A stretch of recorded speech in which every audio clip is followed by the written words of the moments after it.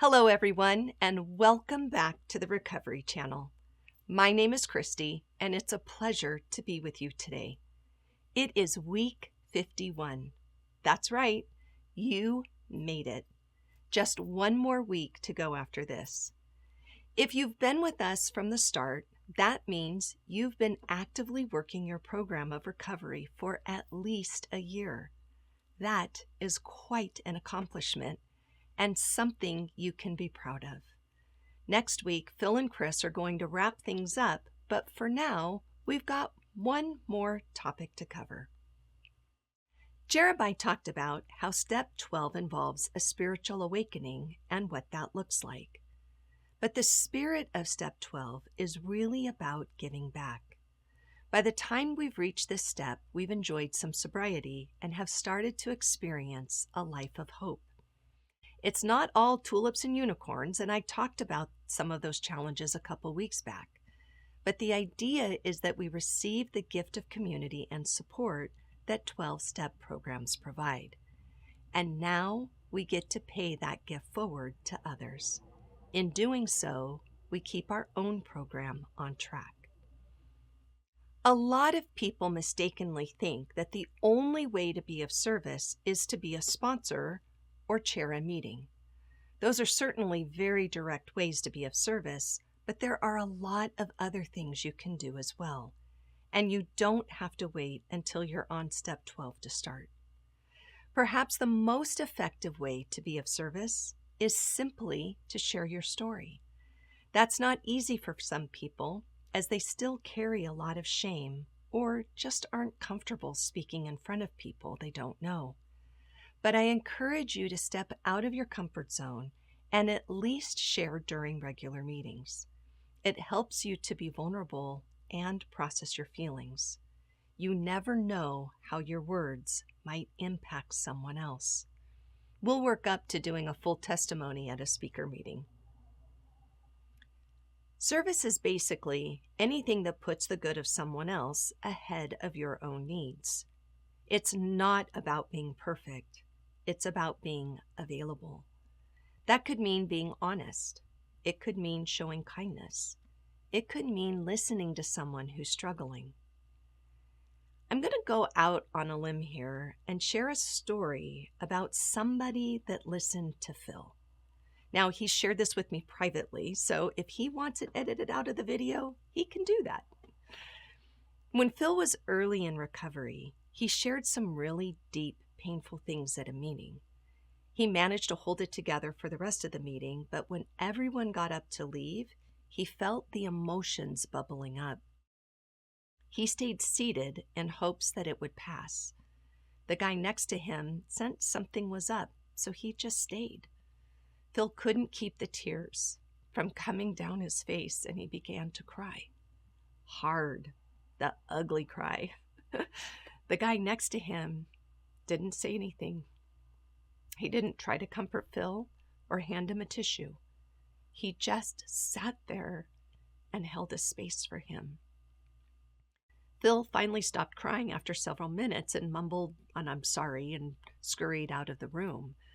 But that encounter had a profound impact on Phil. The fact that a man that he didn't even know would take the time to just sit with him as he experienced such deep pain was incredibly healing for Phil. And you can see I get teared up. Phil still gets teared up when he talks about it. Phil never saw that man again, so he didn't have a chance to thank him and tell him how much that gesture meant to him and what a healing impact it had. But you can be that person for someone else. That's what step 12 is all about. You may never experience anything as deep as the story I just told, and that's okay. There's no prize for the biggest step 12 impact. The whole point of step 12 is making it about others, not yourself. You can do big things or you can do little things. It doesn't matter. The point is that you are doing for others without any expectation of results or recognition. Let that sink in for a minute. There is no expectation of results or recognition. Now, most of our egos have a real problem with that, and that's okay too. Very few of us rise to the level of Mother Teresa's unselfishness. For the rest of us, we need to remind ourselves that our service is not being done for recognition. We just do it because it's the right thing to do. The reward is in the service itself, and in fact, it's helping us with our own recovery. We can thank the people that we're serving for the opportunity to serve them because they're helping us as much as we're helping them. Maybe more. Okay, let's talk about some practical things you can do to be of service. We're providing a long list, so you have a lot to choose from. Don't expect that you will do all of these things. It's meant to be a very thorough list, so you have plenty of options. Also, you'll notice that the end of the list includes things that aren't directly related to recovery. Step 12 says we practice these principles in all our affairs. That means inside and outside of the program. Are you ready? Here we go. Attend meetings consistently. You just being there is service.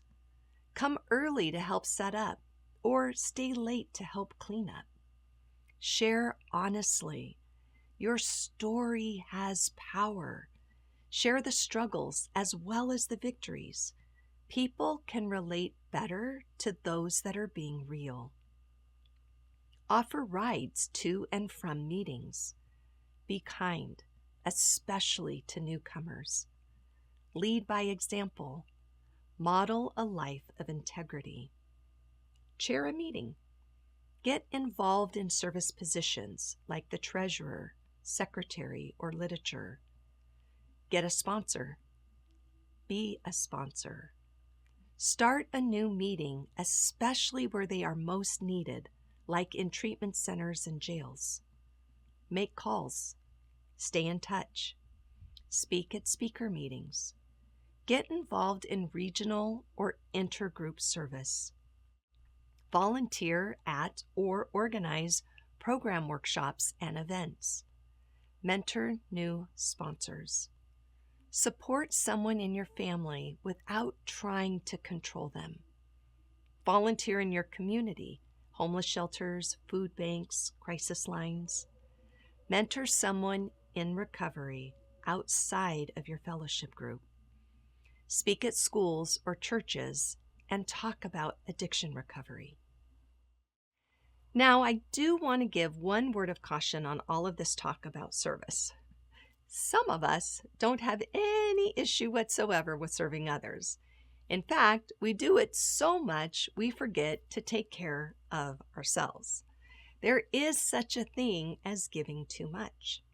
It becomes unhealthy when we are so focused on others that we neglect our own needs. That's basically one of the symptoms of codependency. So if you see yourself as a giver, there's nothing wrong with that.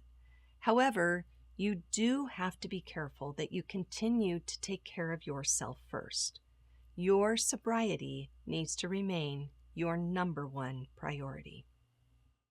Being of service as part of Step 12 has a number of benefits. When it's done without expectations, it helps keep us humble. It can serve as a reminder of where we once were and how far we've come. It can give us a sense of purpose and give our past suffering meaning. It's a great way to stay connected to our higher power, and it helps with two of the things that Phil talked about in week 48, complacency and isolation, two of the biggest threats to long-term sobriety. Your homework this week is to figure out at least one or two things you can do to be of service, and then go do them. Before I go, I just wanted to say that it's been a pleasure walking alongside you on this journey. I know you've only seen me a couple times in front of the camera, but I've been behind the scenes providing support to these guys since this thing started. Please know that Chris and Phil care deeply about your recovery. We all do. You are not alone. Take care of yourself and someone else this week, and we'll see you next time.